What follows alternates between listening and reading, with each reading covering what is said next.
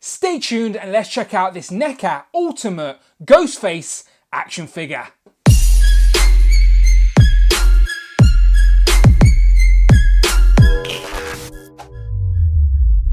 Pow and welcome back to the channel, Dan Who Reviews. As always, my name is Dan W. Make sure you are following me on Instagram at It's Dan Who. And what's your favourite scary movie?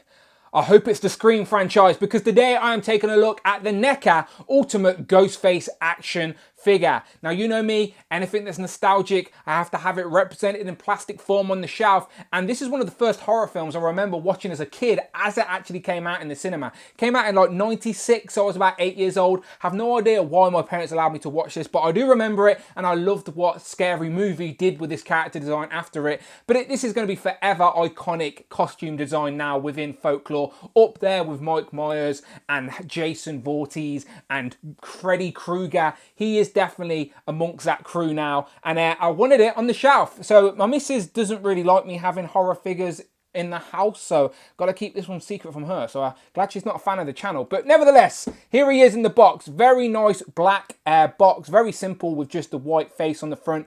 Simple but effective. Same with the character design itself. So if I open the Velcro tab, it reveals the figure inside. As I said, simple but effective. We get the interchangeable heads and also an array of weapons that we'll take a look at as well. There we get an image of the figure. There he is again on the side with Ghostface. And he is mentioned as Ghostface a few times within the franchise, but it was never his official name. It sort of just stuck over the years. But we get Ghostface on the back and a little write-up that reads, "The icon of Halloween returns with this brand new Ultimate Edition action figure featuring 25 points of articulation and real fabric cloak."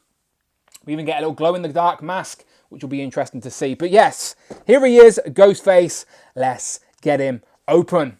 And here we have Ghostface out of the packaging with all of his accessories on the table. So as I said, 3 interchangeable heads, interchangeable hands. He's got 3 knives, all different shapes and sizes. So I'll look at them in a minute. I'm assuming these are all accurate to the movies, if we trust NECA. What I am curious about, though, is this weapon. This is like some sort of Grim Reaper crop harvester sort of horror weapon. Now, it definitely looks like something to use, but I don't remember seeing it in the films. There are 4 movies, and don't get me wrong, I can't remember every single murder, but let me know in the comments, did Ghostface ever use this in one of the Scream films? I don't know. What he did definitely use, though, is this voice changer that he's holding there. That's what he used to phone up Sydney in the first film, and I think he uses it in most of the films. And as I said, he's holding a knife as well. So let's take a closer look at this body and see how it works underneath the sort of cloak, and then we'll take a look at the accessories. But overall, this is looking good. So I've took away the accessories and let's check out this base body for Ghostface. So I think NECA have executed this very simple character design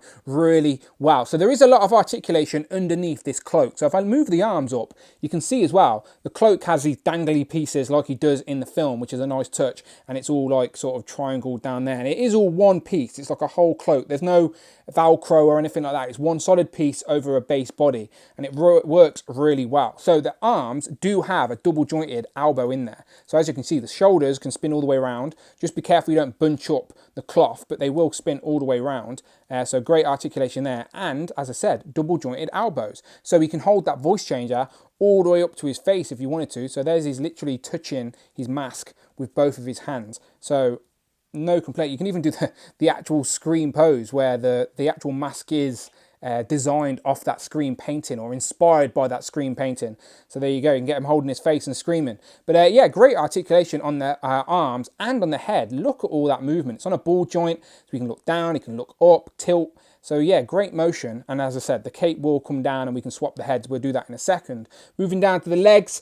Actual sculpted and painted jeans. So obviously it goes to about 3/4, and then you can see the jeans and the shoes. So the shoes do have articulation. They have got a pivot. The knees though seem to be only single jointed knees, which I'm fine with. But if I lift his cape up, his cloak up, you can see that the jeans are sculpted all the way to the waist, but then the waist and abdomen is sort of just a black sort of plastic, which is fine. We're never going to see it. And there's like a ball joint at the abdomen there. So you have got some movement on a ball joint. So that's not bad. No ab crunch, but he will go forward and back a little bit. But he can do the splits better than a Spider-Man Marvel Legend. So he's not the most acrobatic murderer. He's quite clumsy if you go back and watch the films, to be fair. He's tripping all over the place. But yeah, it works. So as I said, once the cape is down, or the cloak is down, you only see the legs sticking out, which reveal jeans and shoes. So I quite like that touch. And then, yeah, I think they've nailed the sort of character design here. So you just got to be careful you don't bunch up the cloth when you're articulating it. But you're going to be able to get him in all the poses you wanted to, so that's really good. And theirs is the most classic, iconic face. Let's be honest. Let's zoom in and check that out. So, yeah, there's the face I'll probably be keeping on this figure. The classic, all white, iconic. And if we pull the cape down a little bit, so the cape will come off, it's all black. And then we can start swapping out these heads. So I'm assuming it's just a pop. So let's hope nothing breaks for me.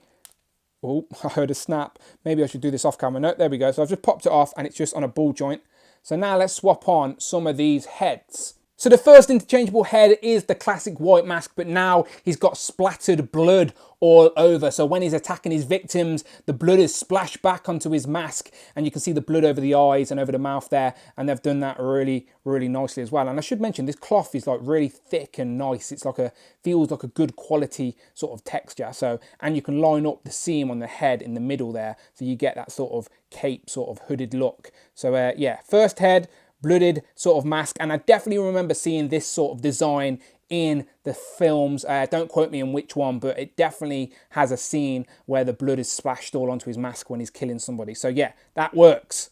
Next up, we have this more dirtier, grimier version of the mask, as it's sort of like bone colour with lots of creases and black lines, and yeah, it's like it's mouldy. It's like a mouldy Scream mask.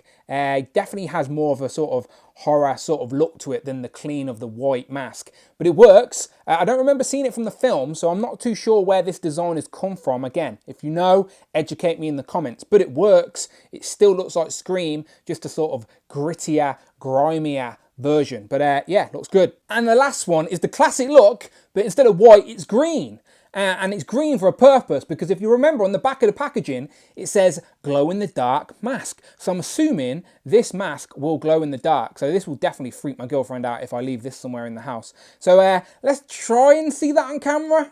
Pow, so there you go. The glow in the dark really does work. I've had to turn my ISO up really high to show it off on camera, but in person, it's quite bright as well. You're definitely going to notice this on a shelf if you turn all the lights off. So yeah, bravo. That is really, really nice. And I hope the camera is doing it justice. But yeah, glow in the dark mask, I can confirm it works. So let's go through his accessories, and the first one is the most iconic one, I think. It is, of course, the voice changer from the first Scream movie, and I think he uses it in the whole franchise. But yes, obviously this character had to have it. And as I said, if you utilize the double jointed elbow, you can actually get the voice changer holding right up to his face for posing. So yeah, bravo, that works out really nice, and he will hold it nice and tight as well. So every killer, of course, needs a weapon, and this guy comes with 3 different knives. So here we have the first sort of more tactical knife, and it got the blood on the tip, which is very nice. Next up, we get this big ass sort of kitchen knife, and again, you can see the blood there on the blade like he slashed someone.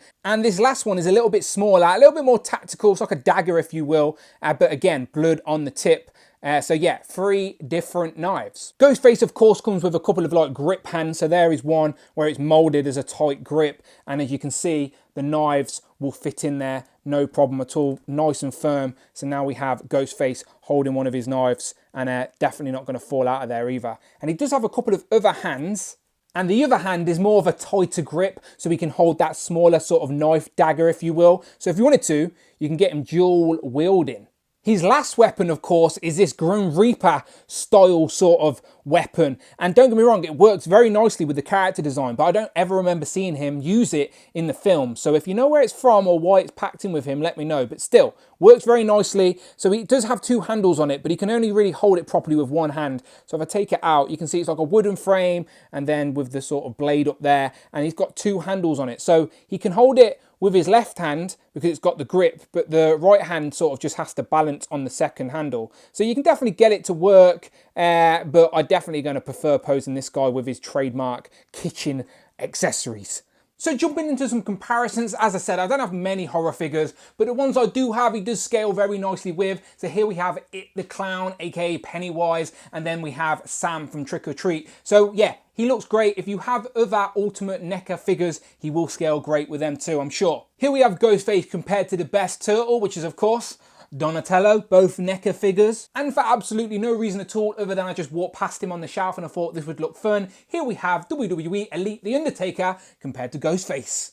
And then lastly, UK rep and Marvel Legend comparison. Here we have Union Jack compared to Ghostface. And as I said, Ultimate NECA figures are usually at the 7-inch scale, so of course they're going to tower over your Marvel Legends. So final thoughts, I think this is a great figure, a great representation of this iconic character design from the Scream franchise. Again, so simple, but it works, doesn't it? Sometimes less is more. And he comes with the right accessories as well, a couple of knives. I like that you get the voice changer as well. Yeah, this is great. And if you're a fan of the Ultimate line with NECA horror figures, he's going to scale perfectly with them as well. But for me, this is one of the horror films I remember growing up, and that sort of costume design is a more modern classic, if you will. And Scream is meant to be having a 5th installment. We're going to see a new Scream film probably this year. So it came out at the right time. But yeah, really like this figure. I think it works great, and I'll definitely find a place for it on the shelf, and hopefully the missus doesn't see it. But yeah, you let me know what you think as always in the comments below. Are you a fan of the Scream franchise? Let me know, always curious to hear your thoughts. So let me know, and as always, if you want to support the channel, you can do that by doing one thing.